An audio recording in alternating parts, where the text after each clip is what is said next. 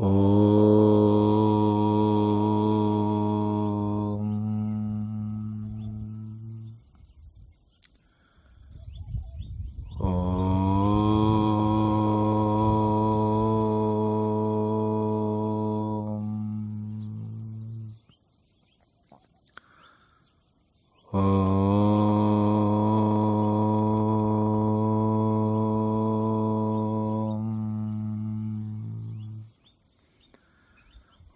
గణానాం త్వం గణపతికం భవామహే కవిం కవీనాముపమశ్రవశ్రవం జ్యేష్ఠరాజం బ్రహ్మణస్పతానః శృణ్వన్నోతిభిసీదసాదనం.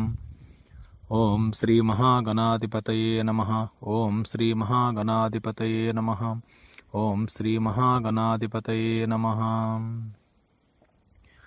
ఓం నమస్తస్తు భగవన్ విశ్వేశ్వరాయ మహాదేవాయ త్ర్యంబకాయ త్రిపురాంతకాయ త్రికాలాగ్నికాలాయ కాలాగ్నిరుద్రాయ నీలకంఠాయ మృత్యుంజయాయ సర్వేశ్వరాయ సదాశివాయ శ్రీమన్మహాదేవాయ నమః. ఓం కృష్ణాయ వాసుదేవాయ దేవకీనందనాయ చ నందగోపకుమారాయ గోవిందాయ నమో నమః. శ్రీరామ రామ రామేతి రమే రామే మనోరమే సహస్రనామ తత్తుల్యం రామనామ వరాననే. అపదామపహర్తారం దాతారం సర్వసంపదం లోకాభిరామం శ్రీరామం భూయో భూయో నమామ్యహం. ఓం మనోజవం మారుతతుల్యవేగం జితేంద్రియం బుద్ధిమతాం వరిష్టం వాతాత్మజం వానరయూతముఖ్యం శ్రీరామదూతం శిరసా స్మరామి. ఓం సర్వమంగళమాంగళ్యే శివే సర్వార్థసాధకే శరణ్యే త్ర్యంబకే దేవి నారాయణి నమోస్తుతే. శృతిస్మృతిపురాణానాం ఆలయం కరుణాలయం నమామి భగవత్పాదశంకరం లోకశంకరం. హరి ఓం తత్సత్. ఓం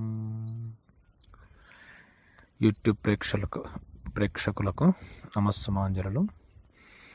ఈనాటి కార్యక్రమంలో ఎవరు దేవుడు అనే దానిపై కొన్ని విషయాలు మాట్లాడాలని అనిపించింది. ఎవరు దేవుడు, దేవుడు ఎవరు, మనం ఎవరిని ప్రార్థన చేయాలి? ఒక హిందువుగా భారతదేశంలో సనాతన ధర్మాన్ని ఆచరిస్తూ ఒక హిందువుగా ఉన్న ఏ వ్యక్తి అయినా, ఒక హిందువే కాదు, అసలు దేవుడు ఎవరు, ఎవరిని మనం పూజ చేయాలి? ఇతర మతాలకు వాళ్ళ దేవుళ్ళు వాళ్ళకున్నారు, వాళ్ళ కొద్దీ వాళ్ళు పూజలు చేస్తున్నారు. హిందూ మతం కాకుండా మిగిలిన ముఖ్య ప్రధానమైనటువంటి భారతదేశంలో ఉండే మతాలు, ఇస్లాం వాళ్ళు అల్లాను పూజిస్తే క్రైస్తవులు జీసస్ను పూజ చేస్తారు. కానీ హిందువులు ఎవరిని పూజ చేయాలి? ఇది పెద్ద కన్ఫ్యూజన్ స్థితిలో ఉంది. ఎవరిని పూజ చేయాలి? ప్రతి ఒక్కరికి కన్ఫ్యూజన్ ఇది. హిందువు ఎవరిని పూజ చేయాలి? అందువలన ఈ టాపిక్ పేరే ఎవరు దేవుడు. మరి ఎవరిని మనం పూజ చేయాలి?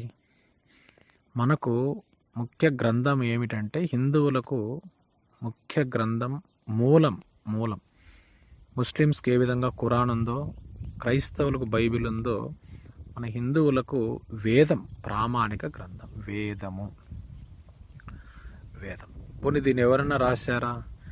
అందుకే విష్ణు సహస్రనామంలో చెప్తారు, వేద వేద విదవ్యంగో వేదాంగో వేదవాహన. వేదమే ఈశ్వరుడు. అసలు ధర్మాన్ని ఏదైతే ప్రబోధం చేస్తుందో, వేదంలో ఉండేది మనిషి ఏ విధంగా ధర్మాన్ని ఆచరించాలి. నీ పనులు నువ్వు చేసుకుంటూ ఉదయం నుండి సాయంత్రం వరకు నోరు కంట్రోల్ పెట్టుకొని నీ పనులు నువ్వు చేసుకుంటూ, మనము ఈ సనాతన ధర్మం అంటే ఏమిటి? మన ధర్మం, నీ పనులు నువ్వు చేసుకుంటూ ఆ పరబ్రహ్మ స్వరూపాన్ని మనము చక్కగా ధ్యానించాలి. కాబట్టి వేదం చెప్పినట్టు మనం నడుచుకోవాలి. ఎవడైనా మనకు ప్రామాణిక గ్రంథం వేదం. హిందువులందరికీ వేదమే ప్రామాణిక గ్రంథం. ఈ వేదంలో ఏం చెప్పినారు? వేదమంతా మనకు వేదం ఒకటే. ఈ వేదాన్ని వేదవ్యాసులు 4 భాగాలుగా విభజించడం జరిగింది. వేదాన్ని ఎవరు రాయలే, స్వయంభూగా ఏర్పడింది అది. ఇప్పుడు లింగాలు కొన్ని స్వయంభూ లింగాలని అంటూ ఉంటారు. దాన్ని ఎవరు చెయ్యరు. ఇప్పుడు కొన్ని నదుల్లో గండకీ నది, ఇట్లా యమునా నది, కొన్ని నదుల్లో సాలగ్రామాలు, లింగాలు దొరుకుతూ ఉంటాయి. వాటిని ఎవరు చెయ్యరు, అవి సహజంగా ఏర్పడి ఉంటాయి. కాబట్టి వేదాన్ని ఎవరూ రాయలే, ఈశ్వరుడు ప్రతిపాదించాడు. ఇక్కడ ఈశ్వరుడు అంటే ఒక విష్ణువని కాదు, ఒక శివుడని కాదు, ఒక అమ్మవారని కాదు. ఈశ్వరుడు అంటే ఒక దివ్య శక్తిని మనం ఈశ్వరుడు అంటున్నాం. ఈశ్వరుడు అంటే నిజమైన ఈశ్వరుడు కాదు. ఇప్పుడు మనకు బ్రహ్మ, విష్ణు, మహేశ్వరులని 3 రకాలుగా చెప్తూ ఉంటాం. కాబట్టి ఈశ్వరుడు ప్రతిపాదన చేశాడు వేదాన్ని. ఈ వేదాన్ని 4 భాగాలుగా విభజించాడు. 4 శిష్యులతో, పైలుడు, వైశంపాయనుడు, జైమిని, సుమంతుడు అనే 4 శిష్యులతో ఋగ్వేదం, యజుర్వేదం, సామవేదం, అధర్వణ వేదం అంటే వేదాన్ని 4 భాగాలుగా ఏర్పాటు చేయడం జరిగింది. సరే, ఆ 4 అట్లా పెట్టేస్తాం. వేదంలో ఏం చెప్పారు, అది చాలా ముఖ్యమైన విషయం. వేదంలో ఏమి చెప్పారు అనే విషయానికి వచ్చినట్లయితే, ఈ వేదంలో ముఖ్యంగా పరబ్రహ్మ గురించి చెప్పారు. ఇప్పుడు వేదంలో ఉండే భాగాలు, ఇప్పుడు మనం మహాభాగవతం తీసుకుంటాం. మహాభాగవతంలో స్కందాలు అంటాం. మహాభాగవతం, పోతన భాగవతం ఉంది, దాంట్లో ఉండే భాగాలను ఏమంటారు, స్కందాలు అంటారు. అంటే 12 స్కందాలు ఉంటుంది వేదంలో. భాగవతంలో ఉండే భాగాలను స్కందాలు అంటారు. అంటే భాగవతం, పోతన భాగవతంలో ఈ 12 స్కందాలుగా ఉంటుంది. భాగవతం ఒకే బుక్ అయినా 12 భాగాలుగా ఉంటుంది. సో 12 స్కందాలు. అలాగే భారతం తీసుకున్నట్లయితే భారతం పర్వాలుగా ఉంటుంది. భారతం అంతా కూడా పర్వాలుగా ఉంటుంది. విరాట పర్వం అంటాం. ఇట్లా పర్వాలు, భారతం అయితే పర్వాలుగా ఉంటుంది, మహాభాగవతం అయితే స్కందాలుగా ఉంటుంది. సో భగవద్గీత ఎట్లా ఉంటుంది, అధ్యాయాలుగా ఉంటుంది. విభాగ యోగం అని ఇట్లా పేర్లు ఉంటాయి. కర్మయోగం, కర్మయోగం, భక్తి యోగం, దైవాసుర సంపద్ విభాగ యోగం, ఇట్లని సపరేషన్ అన్నమాట. అన్ని 18 అధ్యాయాలుగా భగవద్గీత ఉంటుంది. మరి ఈ వేదంలో ఏముంది, వేదంలో ఉపనిషత్తులు ఉంటాయి. వేదమంతా కూడా ఉపనిషత్తులే. సో ఏ విధంగా భాగవతంలో స్కందాలు ఉంటాయో, మహాభారతంలో పర్వాలు ఉంటాయో, భగవద్గీతలో అధ్యాయాలు ఉంటాయో, వేదంలో కూడా ఉపనిషత్తులు ఉంటాయి. ఈ ఉపనిషత్తుల్లో ఏం చెప్పడం జరిగింది, బ్రహ్మ విద్య గురించి చెప్పడం జరిగింది. ఉపనిషత్తుల్లో ఏం చెప్పారు, బ్రహ్మ విద్య. ఏంది బ్రహ్మ విద్య అంటే? చాలామంది అంటాడు తమాషగా, బ్రహ్మ విద్య చెప్పిన వాళ్ళే బ్రహ్మ విద్య ఉన్నట్టు ఉంది అంటూ ఉంటారు. మనం నిత్య జీవితంలో కొందరు తమాషగా మాట్లాడుతుంటారు, మా పెద్ద బ్రహ్మ విద్య అని కావాలనే చెప్తూ ఉంటారు. మరి ఏంది ఈ బ్రహ్మ విద్య అంటే ఏమిటి, ఇది ఎందుకు తెలుసుకోవాలి మనం? బ్రహ్మ విద్య అనేది ఏమిటి, ఇది ఎందుకు తెలుసుకోవాలి అంటే, దేవుడు ఎవరు, ఈ టాపిక్ ఏంటి ఇక్కడ, ఎవరు దేవుడు, దేవుడు ఎవరు అనే దానిపైన మనం చర్చించుకుంటున్నాం. దేవుడు ఎవరో తెలియాలంటే ముందు మనకు వేదంలో, ముఖ్యంగా వేదంలో ఉండే భాగాలను ఉపనిషత్తులు అంటే, ఆ ఉపనిషత్తుల్లో ఏం చెప్పారు, బ్రహ్మ విద్య గురించి చెప్పారు. ఈ బ్రహ్మ విద్య అంటే ముఖ్యంగా వేదంలో 2 ముఖ్య మంత్రాలు ఉన్నాయి. గండి రామకృష్ణ స్వామి వారు ఎప్పుడు చెప్తూ ఉంటారు. గండి కడప జిల్లాలో వేంపల్లె దగ్గర రాయచోటి రోడ్లో శ్రీ భూమానంద ఆశ్రమం అని ఉందండి. ఆ ఆశ్రమంలో పీఠాధిపతి శ్రీ బ్రహ్మలీన రామకృష్ణానంద స్వామి వారు ఆయన భాగవత ఉపన్యాసాల్లో ఎప్పుడు చెప్తూ ఉంటారు. భగవద్గీత, భాగవత ఉపన్యాసాల్లో స్వామి వారు వేదంలో 2 ముఖ్య మంత్రాలు ఏమిటంటే, ఒకటి గాయత్రి, రెండోది మృత్యుంజయ మహామంత్రం గాయత్రి. ఓం భూర్భువస్వాహ తచ్చ విదుర్వరేణ్యం భర్గో దేవస్య ధీమహి ధియో యో న ప్రచోదయాత్. చక్కటి గాయత్రి మంత్రం. రెండవది మృత్యుంజయ మంత్రం. ఓం త్రయంబకం యజామహే సుగంధిం పుష్టివర్ధనం ఉర్వారుకమివ బంధనాత్ మృత్యోర్ముక్షీయమామృతాత్. ఇవి ముఖ్య మంత్రాలు. ఈ 2 మంత్రాలు వేదంలో ముఖ్య మంత్రాలు. మొదటిది గాయత్రి, రెండోది మృత్యుంజయ మహామంత్రం. మరి ఈ 2 మంత్రాలు మనం ఉపాసన చేయాలి. ఈ 2 మంత్రాల్లో ఉండేది ఒక దివ్య శక్తి. ఈ ఒక గాయత్రి మంత్రం కానీ, మృత్యుంజయ మహామంత్రం కానీ మనం జపమాల తీసుకొని జపం ద్వారా కానీ, ధ్యానం ద్వారా కానీ నువ్వు ఆ 2 మంత్రాలను, ఏదో ఒక మంత్రాన్ని కానీ 2 కానీ చక్కగా ఒక స్థిరమైన ఆసనంలో భగవద్గీతలో ఆత్మ సంయమ యోగంలో మనం ఎట్లా ధ్యానం చేయాలనో చెప్పడం జరిగింది. ఈ ధ్యానం మీద చాలామంది చెప్తూ ఉంటారు, అట్లా ధ్యానం చేయాలి. రామచంద్ర మిషన్ వాళ్ళు ఒక రకం చెప్తూ ఉంటారు, ఓం శాంతి వాళ్ళు ఒక రకం చెప్తూ ఉంటారు. సో పత్రిజీ వాళ్ళు శ్వాస మీద ధ్యాసని వీళ్ళు చెప్తూ ఉంటారు. దయాల్ బాగు వాళ్ళు రాధాస్వామి భక్తులు వాళ్ళు చెప్తుంటారు. ఇట్లా ఎంతోమంది ధ్యానం మీద రకరకాల వ్యక్తులు రకరకాలుగా చెప్తున్నారు. వారందరికీ నమస్కారం. మనం ఇక్కడ చర్చించేటప్పుడు ఒక మతాన్ని కానీ ఒక వ్యక్తిని కానీ ఒక దేవీ దేవతలను కానీ విమర్శించడానికి మనం ఈ ప్రస్తావన చేయడం లేదు. ఇతర మతాలను కానీ ఇతర గ్రంథాలను కానీ ఇతర దేవుళ్ళను కానీ హిందువైన వాడు ఎవరు విమర్శ చేయకూడదు. నువ్వు ఇతర దేవతలను ఇతర దేవీ దేవతలను ఇతర మతాలను ఇతర గ్రంథాలను విమర్శ చేసినావంటే నువ్వు సనాతన ధర్మాన్ని తప్పినట్టు. విమర్శ చేయడం మానుకోవాలి. ఫస్ట్ నీ ఉపాసన నువ్వు చేసుకో. ఇతరుల ఉపాసనతో నీకేం పని? ఇతరులు ఎట్లా చేస్తే నీకెందుకు? వారి ఉపాసనతో నీకేం పని? నీ పద్ధతి నీది, నువ్వు ఆచరించేది చక్కగా ఆచరణ చెయ్యి. ఇతరుల గురించి నువ్వు ఆలోచించాల్సిన అవసరమే లేదు. ఇతర మతాలతో పని లేదు, ఇతర మత గ్రంథాలతో పని లేదు, ఇతర దేవుళ్ళతో పని లేదు. మన హిందూ ధర్మము మన వేదము ఎవరిని ప్రతిపాదించింది, ఏ దేవుని పూజ చేయాలి ఏమిటనేది మనకు గురువు అనే ఒక ఆయన ఉన్నాడు, పెద్ద ఆయన చెప్పినట్టు మనం నడుచుకుంటే దేవుడు అనేది ఎవరైంది తెలుస్తుంది. కాబట్టి ఈ యొక్క వేదములో ఉండే మంత్రాలను భగవద్గీతలో ఉండే ఆత్మ సంయమ యోగం, ఆ ఆత్మ సంయమ యోగము ద్వారా నువ్వు ఎట్లా ధ్యానించాలి, ఎక్కడ దృష్టిని నిలపాలి, హృదయములోన భ్రూమధ్యములోన ఎక్కడ నిలపాలి అనేది చక్కగా మన భగవద్గీత తాత్పర్యం అంతా నీటుగా ఒక 10 సార్లు చదివినట్లయితే, శ్లోకాలు రాకపోయినా తాత్పర్యం చదివితే మనకు ధ్యానం అంటే తెలుస్తుంది. రమణ మహర్షులు వాడు చెప్తూ ఉంటారు, నిన్ను నువ్వు తెలుసుకో అంటాడు. నిన్ను నువ్వు తెలుసుకో అంటే సింపుల్గా ఒక్క లైనేది, నిన్ను నువ్వు తెలుసుకో. నిన్ను నువ్వు తెలుసుకుంటే ఏం తెలుసుకోవాలి? నిన్ను నువ్వు తెలుసుకోవాలంటే ఆ ఊరికి సింపుల్గా నిన్ను నువ్వు తెలుసుకో అంటాడు స్వామి రమణ మహర్షులు స్వామి వారు. రమణ మహర్షి నిన్ను నువ్వు తెలుసుకో అంటే భగవద్గీత చదివితే నేను ఎవరైనా తెలుస్తుంది. నేను ఎవరు? నేనంటే ఈ దేహమా? నేననేది ఆత్మన? నువ్వు ఆత్మనా దేహమా అనేది తెలియాలంటే భగవద్గీత చదవాలి. సో ఈ యొక్క భగవద్గీత చదవాలి అంటే ఈ భగవద్గీతలో ఏం చెప్పారు అనేది ఇక్కడ మనం ఎవరు దేవుడు అనే టాపిక్ గురించి మాట్లాడుతున్నాం. ఆ తర్వాత ఏం చెప్పాము? వేదం గురించి చెప్పుకున్నాం. వేదంలో గాయత్రి మంత్రము, మృత్యుంజయ మహామంత్రం 2 ప్రముఖమైన మంత్రాలని చెప్పుకున్నాం. వీటిని ఉపాసన చేయాలంటే మీరు భగవద్గీత చదవండి అని. భగవద్గీతను చదివితే మనం ఎట్లా ఉపాసన జపము ధ్యానం అంటే మనకు కూడా తెలుస్తుంది. ఒకరినాడు ఏం అడగవల్ల. గురువు ఉంటే సంతోషం, గురువు లేకపోయినా సంతోషం, ఉంటే చాలా సంతోషం, లేకున్నా సంతోషం. నువ్వు భగవద్గీతను చక్కగా దాని శ్లోకం తాత్పర్యం, శ్లోకం వస్తే శ్లోకం చదువు, శ్లోకం రాకుంటే ఒట్టి తాత్పర్యమే చదువు.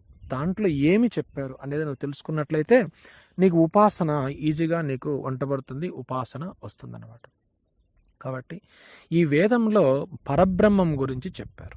పరబ్రహ్మం మరి పరబ్రహ్మం అంటే ఏమిటి? పరబ్రహ్మం అంటే ఏమిటి? ఈ పరబ్రహ్మం గురించి తెలియాలంటే ఈ వేదములో ఉండేది ఉపనిషత్తులు, ఉపనిషత్తుల్లో ఉండేది బ్రహ్మ విద్య. ఆ బ్రహ్మ విద్యను ఎవరైతే సాధన చేస్తారో, జపం ద్వారా సాధన చేస్తారో, ధ్యానం ద్వారా సాధన చేస్తారో వారిని యోగి అంటారు. అందుకే మీరు చూడండి భగవద్గీత ప్రతి అధ్యాయంలో కూడా ఓం తత్సత్ ఇది శ్రీమద్ భగవద్గీతాసు ఉపనిషత్సు బ్రహ్మ విద్యాయాం యోగశాస్త్రే శ్రీకృష్ణార్జున సంవాదే అంటారు. ఓం తత్సత్ ఇది శ్రీమద్ భగవద్గీతాసు అన్నాడు. ఏమన్నాడు? ఇది శ్రీమద్ భగవద్గీతాసు ఉపనిషత్తులు బ్రహ్మ విద్యాయాం యోగశాస్త్రి. ఏమన్నాడు ఆయన? భగవద్గీతలో ఏముంది? ఉపనిషత్తుల గురించి ఉంది. ఉపనిషత్తుల్లో ఏం చెప్పారు? బ్రహ్మ విద్య గురించి చెప్పారు. ఈ బ్రహ్మ విద్యను ఎవరైతే సాధన చేస్తారో అది యోగశాస్త్రంనైనా, ఆ బ్రహ్మ విద్యను ఎవరైతే పారాయణం చేస్తారో వాడు యోగి అవుతాడని స్వాముల వారు కృష్ణ భగవానుడు అర్జునునికి ఈ 18 అధ్యాయాల్లో భగవద్గీతలో చక్కగా చెప్పడం జరిగింది. కాబట్టి ఇప్పుడు భగవద్గీత అంటే ఏమిటి?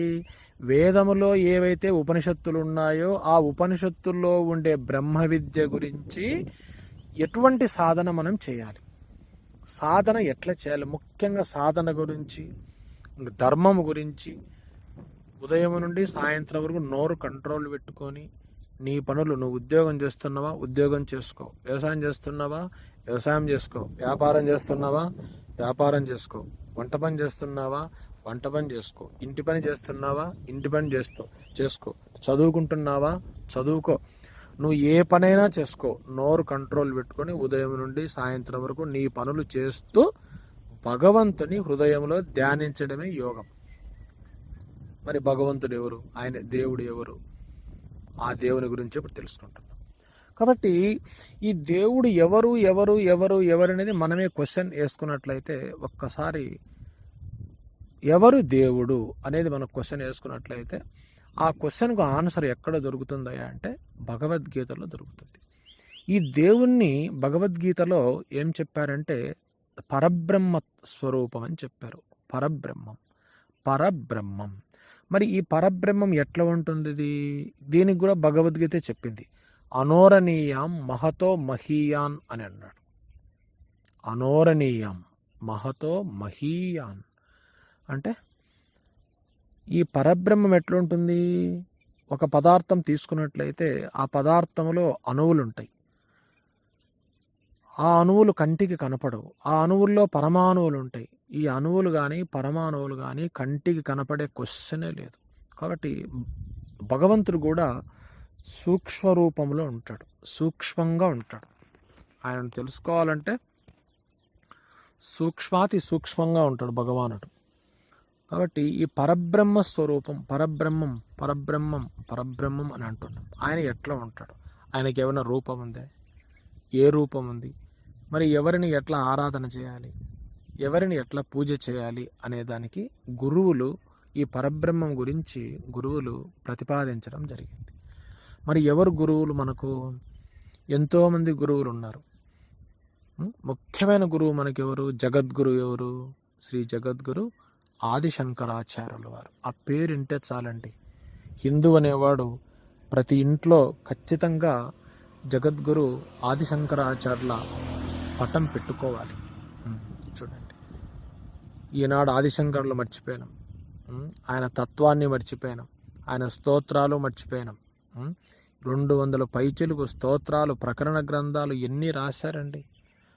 హిందూ సమాజానికి శంకరాచార్యులు చేసిన సేవ ఎటువంటి సేవ అంటే, ఆయన చూడు ఏం చెప్పాడు.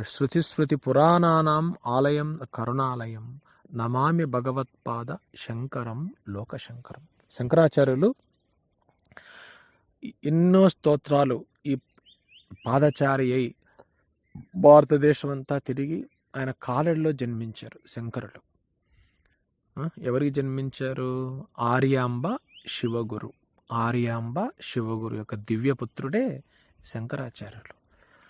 ఆయన 32 సంవత్సరాలే జీవించాడు. ఆయన పాదచారి అయి భారతదేశం అంతా తిరిగి 4 మఠాలు ఏర్పాటు చేసి, 4 పీఠాలనే మఠాలనే ఒకటే, భారతదేశాన్ని 4 దిక్కుల తూర్పు, పడమర, ఉత్తర, దక్షిణం 4 దిక్కుల 4 మఠాలు ఏర్పాటు చేశారు. ఈ 4 మఠాలలో 4 వేదాలను నిరంతరము పారాయణం చేస్తూ 4 పీఠాధిపతులను పెట్టి, అక్కడ 4 శివలింగాలను ఏర్పాటు చేసి, 4 శ్రీచక్రాలను ఏర్పాటు చేసి, ఎప్పుడు ఆ శివునికి లింగ పూజ, శివునికి లింగార్చన నిరంతరము 3 సంధ్యలలో నిరంతరము శివలింగార్చన జరుగుతూ, శ్రీచక్రార్చన పసుపు కుంకుమతో శ్రీచక్రార్చన. శ్రీచక్రం ఎవరికి పూజ చేస్తారు? శ్రీచక్రం అమ్మవారికి ప్రతిరూపం, లింగము శివునికి ప్రతిరూపం. కాబట్టి నువ్వు ఈశ్వరుని ధ్యానించాలి, ఉపాసన చేయాలంటే నువ్వు చేయాల్సింది ఏమిటి? ఒక లింగాన్ని, చిన్న లింగాన్ని ఇంట్లో పెట్టుకోవడం కానీ, అటువంటి ఫోటో పెట్టుకోవడం కానీ, శివుని పటం పెట్టుకోవడం కానీ, నువ్వు శ్రీశైలం పోయి ఎక్కడికన్నా వెళ్ళు, యాడికైనా వెళ్ళు, నువ్వు ఇంట్లో శివలింగాన్ని పూజ చేస్తే అది శ్రీశైలం పోయినట్టే, తిరువన్నామలై పోయినట్టే, అరుణాచలం పోయినట్టే, రామేశ్వరం పోయినట్టే. శివాలయం పోయినా పోకపోయినా నీ ఇంట్లో శివలింగానికి చక్కగా శివలింగాన్ని పెట్టి చక్కగా నీరు తీసుకోనో లేకపోతే పాలు తీసుకోనో, లేదు చక్కగా శివలింగం దగ్గర కూర్చొని కళ్ళు మూసుకొని ఆ లింగ రూపం నీ హృదయంలో ఉందని భావన చేస్తూ ఓం నమస్తస్తు భగవన్ విశ్వేశ్వరాయ మహాదేవాయ త్రయంబకాయ త్రిగుణాంతకాయ త్రికాలాగ్నికాలాయ కాలాగ్నిరుద్రాయ నీలకంఠాయ మృత్యుంజయాయ సర్వేశ్వరాయ సదాశివాయ శ్రీమన్మహాదేవాయ నమః. చూడండి ఇట్లా చక్కగా, ఇది వేదం, యజుర్వేదంలో రుద్రాధ్యాయంలో మంత్రం ఇది. ఓం నమస్తస్తు భగవన్ విశ్వేశ్వరాయ. కాబట్టి ఈ విశ్వమంతా శివ చైతన్యంతో నిండి ఉంది. ఆ శివ చైతన్యమే పరబ్రహ్మ స్వరూపం. ఈ పరబ్రహ్మ స్వరూపం కంటికి కనపడదు. నువ్వు చేత్తో పట్టుకోలేవు ఆ స్వరూపాన్ని, కంటితో దర్శించలేవు. కానీ కళ్ళు మూసుకొని ధ్యానం చేస్తూ చేస్తూ చేస్తూ ఉంటే అనగనగరాగ మతిస ఎల్లుచునుండు తినగ తినగ వేము తీయనుండు. కాబట్టి వేపాకును రోజు నములుతూ ఒక 40 రోజులు నములితే చేదుగా ఉండేది ఏ విధంగా తీపి వస్తుందో ఆ విధముగా నీకు ధ్యానంలో నీకే అనుభవానికి వస్తుంది. పరబ్రహ్మం అంటే నీకే అనుభవానికి వస్తుంది. గురువైనా నీకు మంత్రోపదేశం చేసేవాడే, సాధన నువ్వు చేయాల్సిందే. గండి రామకృష్ణ స్వామి వారు ఎప్పుడు చెప్తూ ఉంటారు. కాళహస్తి విద్యాప్రకాశ దగ్గర స్వాముల వారు కానీ, కాళహస్తిలో సుఖబ్రహ్మాశ్రమం ఉంది, శ్రీ శ్రీ శ్రీ విద్యాప్రకాశానందగిరి స్వాముల వారు, ఆయన కూడా మలయాళ స్వామి శిష్యుడే. అలాగే గండి రామకృష్ణ స్వాముల వారు కూడా అక్కడ మలయాళ స్వాముల దగ్గర ఆయన సన్యాస దీక్ష తీసుకునే ముందు అక్కడ ఏర్పేడులో ఉండడం జరిగింది. కాబట్టి మలయాళ స్వామి కేరళ నుంచి వచ్చి ఆంధ్రప్రదేశ్కు వచ్చి ఏర్పేడు దగ్గర ఆశ్రమం ఏర్పాటు చేసి గీతా ప్రచారం ఎంతో చక్కగా చేశారు స్వాముల వారు. భగవద్గీత ఈనాడు ప్రతి ఒక్కరూ భగవద్గీత చదువుతున్నారంటే ఆ యొక్క మలయాళ స్వాముల వారు నడయాడి భగవద్గీత అనేది ఒక గ్రంథంలాగా ఏర్పాటు చేసి, సో మలయాళ స్వాముల దగ్గర ఈ విద్యాప్రకాశానందగిరి స్వాముల వారు, విద్యాప్రకాశానందగిరి సుఖబ్రహ్మాశ్రమం కాళహస్తి, అలాగే గండి రామకృష్ణ స్వాముల వారు, ఈ మహనీయులు సో భగవద్గీతను ఏ విధంగా పారాయణ చేయాలి, ఎట్లా చేయాలి అనేది అక్కడ ఆయన దగ్గర ఉపదేశం తీసుకొని నేర్చుకొని మహనీయుల దగ్గర ఎంతోమంది వీళ్ళు కూడా భగవద్గీత గ్రంథాలను సపరేట్గా రాసి ఎంతో ప్రతి ఒక్కరికి సమాజంలో ఇవ్వడం జరిగింది. కాబట్టి మన భగవద్గీత ప్రతిరోజు తాత్పర్యం చదివినా చాలండి. భగవద్గీత చదివితే నీకు దేహం అంటే ఏమిటి, ఆత్మ అంటే ఏమిటి తెలుస్తుంది. నీకు దేవుడు ఎవరు ఈ విషయం తెలియాలంటే నీకు భగవద్గీత చదవాలి. అందుకే భగవద్గీతలో చూడండి, కృష్ణ భగవానుడు అర్జునుడు చెప్తాడు. ఇక్కడ అర్జునుడు ఎవరు, కృష్ణుడు ఎవరు? మన దేహమే అర్జునుడు, మనలో ఉండే ఆత్మే కృష్ణుడు. ఇది తెలియాలి. మన దేహము చైతన్య స్వరూపం, మన హృదయంలో చైతన్యం ఉంది. ఆ చైతన్యం ఉంటే శివం, ఆ చైతన్యం మన నుంచి వెళ్ళిపోతే శవం. చూడండి, కరెంటు వైర్ ఉంటుంది, కరెంటు వైరు మనం, ఆ వైర్లో ఉండే కరెంటు ఆత్మ. సెల్ ఫోన్ ఉంది, సెల్ ఫోన్ సిమ్ కార్డు ఆత్మ. ఒక మిక్సీ పనిచేయాలన్నా, ఒక కూలర్ పనిచేయాలన్నా, ఒక ఏసీ పనిచేయాలన్నా, ఒక హీటర్ పనిచేయాలన్నా, సెల్ ఫోన్కు ఛార్జ్ ఎక్కాలన్నా, నీ ఇంట్లో బల్బులన్నీ వెలగాలన్నా, ముఖ్యంగా ఏముండాలి? ఎన్ని వస్తువులన్నీ పనిచేయాలంటే కరెంట్ ఉండాలి. అలాగే నీ దేహము వర్క్ చేయాలి, నీ దేహం పని చేయాలంటే ఆత్మ ఉండాలి. ఆత్మ నీ దేహంలోనే నువ్వు ఆత్మస్వరూపుడివి. కాబట్టి నీలో కరెంటు ఉంటేనే, నీలో ఆత్మ ఉంటేనే నువ్వు కంటితో చూస్తావు. ఇప్పుడు ఒక శవం ఉందండి, ఆ శవం పక్కన కూర్చోండి, శవం అంటేనే భయపడతారు. అవునండి, శవం పేరెత్తుతనే భయపడిపోతారు. మన దేహం కూడా ఒకరోజు శవం అయిపోతుంది. ఉంటుందా?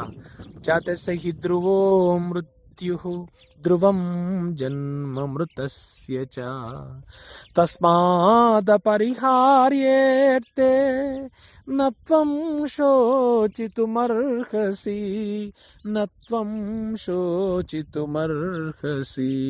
జాతస్య ధ్రువం మరణం.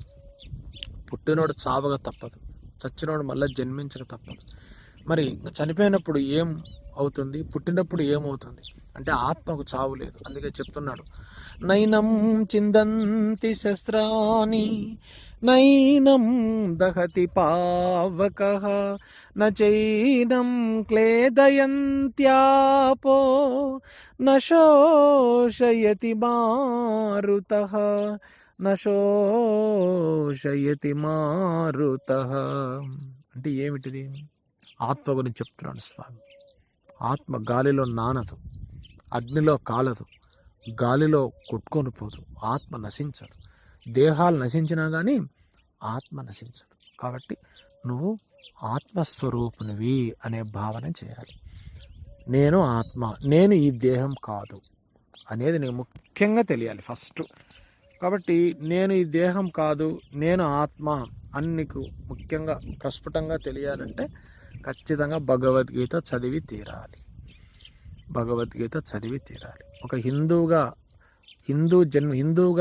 జన్మించిన వారికి ఇంట్లో ముఖ్యంగా ఏముండాలి? ఫస్ట్ మొఖాన బొట్టు ఉండాలి. ముఖ్యమైనది మొఖాన బొట్టు ఉండాలి.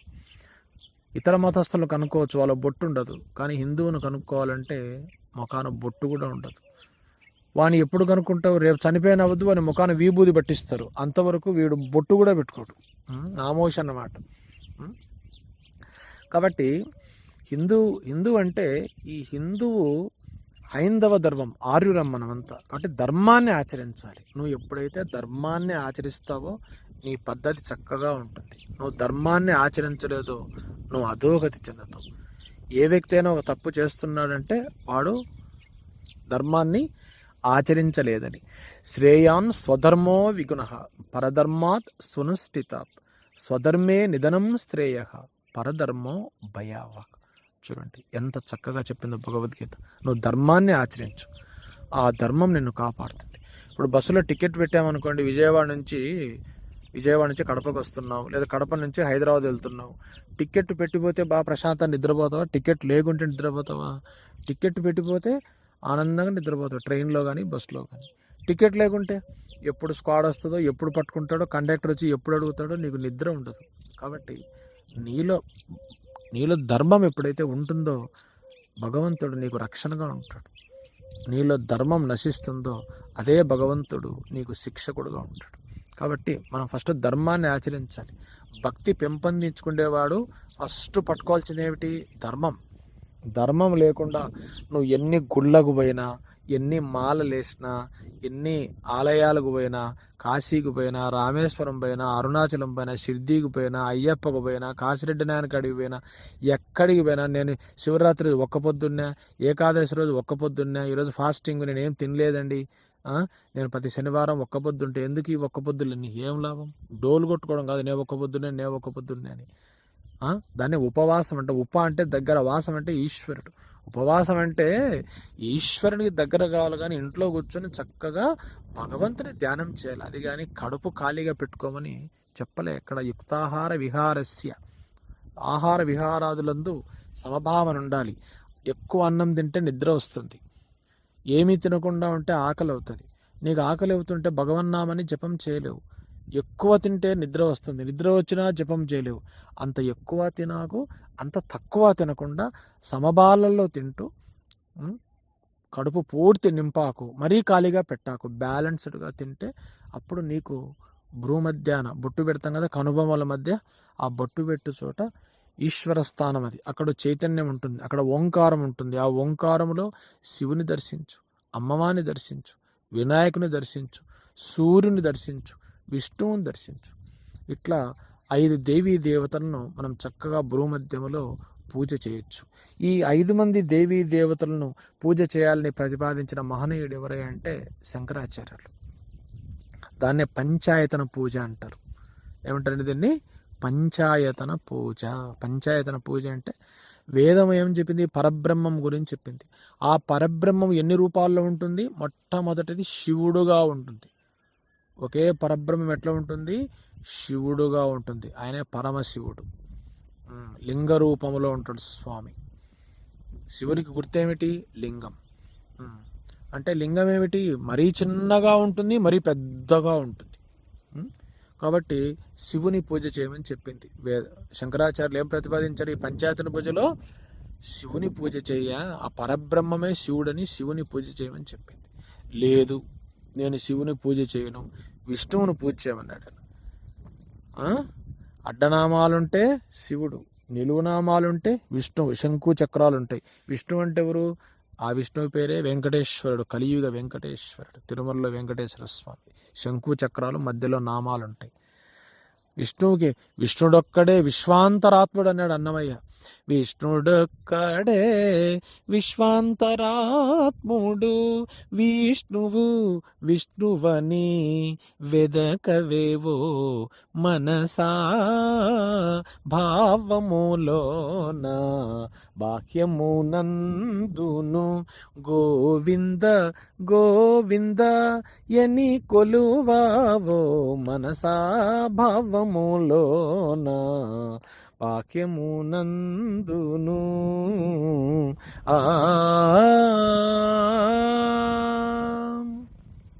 కాబట్టి ఈ విధముగా స్వాముల వారు శంకరాచార్యులు శివుని పూజ చేయి, విష్ణువుని పూజ చేయమన్నాడు. ఇంకా ఎవరిని చెప్పినాడు? అమ్మవారిని పూజ చేయమన్నాడు. అమ్మలగన్నయమ్మ ముగురమ్మల మూల పుటమ్మ చాలా పెద్దమ్మ సురారులమ్మ కడుపారడి బుచ్చినయమ్మ తన్నులో నమ్మిన వెల్పుటంబుల మనంబుల ఉండెడియమ్మ దుర్గామాయమ్మ కృపాబ్ది ఇచ్చుట మహత్వ కవిత్వ పటుత్వ సంపదల్ అని మా బమ్మెర పోతన స్వాముల వారు, పోతన గారు మహాభాగవతంలో చక్కగా అమ్మవారి గురించి ఈ స్తోత్రం, ఈ పద్యం చెప్పడం జరిగింది. అమ్మలగన్నయమ్మ. సరే, ఎవరు పూజ చేయమన్నాడు? శంకరాచార్యులు 5 మందిని పూజ చేయమన్నాడు. ఎవరు? శివుడు. 2 విష్ణువు. విష్ణువు అంటే ఎవరు? రాముడు కావచ్చు, శివుడు కావచ్చు, కృష్ణుడు కావచ్చు, సత్యనారాయణ స్వామి కావచ్చు, వరదరాజస్వామి కావచ్చు, అశ్వత్థనారాయణ స్వామి కావచ్చు. ఎవరైనా శంకు చక్రాలు ఉండి మధ్యలో నామాలు పైకి ఉంటే విష్ణువే. 3 అమ్మవారు. అమ్మవారిని పూజ చేయి. అమ్మవారు అంటే ఎన్ని పేర్లు ఉన్నాయండి? బోయకొండ గంగమ్మని, అనంతపురం గంగమ్మని, ప్రతి ఊర్లో బొడ్డు గంగమ్మని, పెద్దమ్మని, ఎల్లమ్మని, మావుల్లమ్మని అమ్మవారి పేర్లు రకరకాలుగా ప్రతి పల్లెలో గంగమ్మ పెద్దమ్మని పేర్లు ఎక్కువ వింటూ ఉంటాం. పోలేరమ్మని. అమ్మవారంతా ఒకటే, కరెంట్ ఒకటే, బల్బులు వేరే, అమ్మవారు ఒకటే, శక్తి ఒకటే, పేర్లు వేరే. నేను బోయకొండ గంగమ్మకు పొట్లు పెడతానా? లక్కిరెడ్డి పల్లె కాడ గంగమ్మకు అడవి దున్నపోతు పెడతా, పోలేరమ్మకు కోడి పెడతా. ఈయన తలకాయ కోసుకోడు, ఎంతసేపు పొట్లి తలకాయ కోస్తా, మేకపోతు తలకాయ కోస్తా, దున్నపోతు తలకాయ కోస్తా. వాటిని కోస్తే నీకేం మోక్షం వస్తుంది? వాటిని కోస్తే మోక్షం వస్తుందా నీకు? మోక్షం వచ్చే క్వశ్చనే లేదని బ్రహ్మంగారు చెప్తూ ఉంటారు. జీవిని వధించి జీవికి వేస్తే వచ్చునా మోక్షం అంటాడు స్వామి. జీవిని వధించి జీవికి వేస్తే వచ్చునా మోక్షము. ఒక జీవిని చంపి, నువ్వు జీవే కదా, ఒక జీవిని చంపుతావు, నువ్వు తింటావు. జీవిని వధించి జీవికి వేస్తే వచ్చునా మోక్షం అంటాడు. నీ కర్మ నీకు తెగక ఎన్నో అవస్థలు పడుతూ, నా కొడుకు పెళ్లి కాలే, నా కూతురుకు ఉద్యోగం రాలే, నా కూతురుకు మంచి సంబంధం రాలే, నా కొడుకు పెళ్ళైంది పిల్లలు పుట్టలే, నా కూతురుకు పెళ్ళైంది భర్త కాపురానికి రాలే, కాపురానికి తీసుకెళ్ళలే, పైరు పెట్టినా పైరు పంట సరితా రాలే, ఇంట్లో ఊర్లో గొడవ ఉంది, నాకు అన్నీ అడ్డం జరుగుతున్నాయి, నా కొడుకు ఉద్యోగం నా కొడుకు పెళ్లి కాలే, కూతురు పెళ్లి కాలే, పెళ్ళిళ్ళనే పిల్లలు పుట్టలే, ఇట్లా కోరికలన్నీ మొత్తం తల నిండా పెట్టుకొని నీ కోరికలు తీరాలంటే మేకపోతు తలకు నరకడము, పొట్టేలను చంపడము, దున్నపోతుని చంపడము, కోళ్ళను చంపితే నీ కోరికలు తీరుతాయండి? చెప్పండి. రోజుకు ఎన్ని జీవులను చంపుతున్నారు.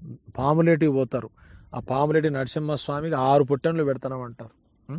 దేవుడు ఆ జీవులు తింటాడండి? మేము 6 పొట్టెన్లు పెట్టాం, మేము 10 పొట్టెన్లు పెట్టాం. మేము దేవర, మా ఊర్లో 4000 ఏటలు దిగింది. ఈ మధ్య సింహాద్రిపురంలో జరిగింది దేవర. మా తెలిసిన ఒక ఆయన చెప్తాండి, నారాయణ రెడ్డి అన్న, 4000 ఏటలు తెగినాయని. పోవడము, తినడము, తాగడం, ఇదే పని, ఇదే ఫ్యాషన్ అయిపోయింది ఏ ఊర్లో అయినా కానీ. ఉగాది పండగ అంటే పండగ మరుసటి రోజు ఏటలు పెట్టేది, సంక్రాంతి పండగ అంటే పండగ మరుసటి రోజు ఏటలు పెట్టేది, శివరాత్రి పండగ అంటే జాగారం నైటు, మరుసటి రోజు ఏటలు పెట్టేది. ఆడిపోయినా పండగనే జీవహింస చేయాల్సిందే. అందరితో ఊరుకుంటాడా? ఆల్కహాల్ తెచ్చుకుంటాడు, కడుపు నిండా తాగుతాడు, కడుపు నిండా తింటాడు. భగవంతుని ధ్యానం ఎప్పుడండి? ఎప్పుడు భగవంతుని చేరుకుంటావు? ఎప్పుడు భగవంతుని ధ్యానం చేస్తావు? దేవుడెవరు? దేవుడు, ఇది పెద్ద కన్ఫ్యూషన్. కాబట్టి ఈ విధంగా అమ్మవారు ఒకటే, పేర్లు వేరే, ఎన్నో పేర్లు ఉంటాయి అమ్మవారికి. అమ్మలగన్నయమ్మ ముగురమ్మల మూలపుటమ్మ చాలా పెద్దమ్మ. సురారులమ్మ, సురాలు అంటే దేవతలు. చూడు, అందరికీ పెద్దమ్మ ఆయమే. కాబట్టి శంకరాచార్యులు చెప్పినట్టు శివుని పూజ చేయొచ్చు, విష్ణువు పూజ చేయొచ్చు, అమ్మవారి పూజ చేయొచ్చు. మళ్ళీ ఏం చెప్పినట్టు గణపతికి పూజ చేయమన్నాడు. ఓం గణానాం త్వం గణపతికం భవామహే కవిం కవీనాముపమశ్రవశ్రవం జ్యేష్ఠరాజం బ్రహ్మణస్పతాన శృణ్వన్నోతిభిసీద సాదనం. ఓం శ్రీ మహాగణాధిపతయే నమః. ఓం శ్రీ మహాగణాధిపతయే నమః. వినాయకుడిని పూజ చేయొచ్చు. వినాయక చవితికి వినాయకుడిని పూజ చేస్తున్నాం కదా, అట్లాగా నిరంతరమైన వినాయకుని పూజ చేయ. ఆయన కూడా పరబ్రహ్మ స్వరూపమని శంకరాచార్యులు ప్రతిపాదించారు. శివుడు అయిపోయినారు, విష్ణువు అయిపోయినాడు, అమ్మవారు, వినాయకుడు. ఇంకా ఎవరు? 5 సూర్య భగవానునికి పూజ చేయమన్నాడు. ఆదిదేవ నమస్తుభ్యం ప్రసీద మమ భాస్కర దివాకర నమస్తుభ్యం ప్రభాకర నమోస్తుతే. సూర్యునైనా పూజ చేయమన్నాడు. గాయత్రి మంత్రంతో కానీ, ఆదిత్య హృదయంతో కానీ మనం సూర్యోపాసన కూడా చేయొచ్చు. ప్రొద్దున లేస్తానే ఖచ్చితంగా సూర్యోపాసన చేయాలి. గాయత్రి మంత్రంతో సూర్యోపాసన చేస్తే నీకు ఏ గురువు అవసరం లేదు. చక్కగా కళ్ళు మూసుకొని మిద్దెపైన కానీ, నీ తోటలో కానీ, నీ ఇంటికాడ కానీ సూర్యకిరణాలు వచ్చే ముందు చక్కగా సూర్యకిరణాలు చూస్తూ కళ్ళు మూసుకొని గాయత్రి మంత్రాన్ని జపం చేస్తే దానికి మించిన శక్తి ఇంకోటి లేదంటాడు తత్వవిధానంద సరస్వతి స్వాముల వారు. సో తత్వవిధానంద సరస్వతి స్వాముల వారని ఆయన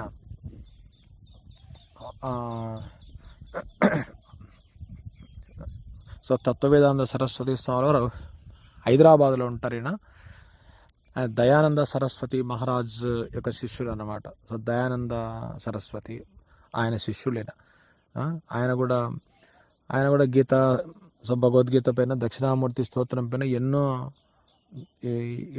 గ్రంథాలపైన ఆయన స్పీచెస్ కూడా యూట్యూబ్లో చాలా ఉన్నాయండి. తత్వవిధానంద సరస్వతి వినండి, ఎంత చక్కగా చెప్తారు స్వాముల వారు. దేవుని గురించి అంత నీటుగా చాలా చక్కగా చెప్తారు ఆయన.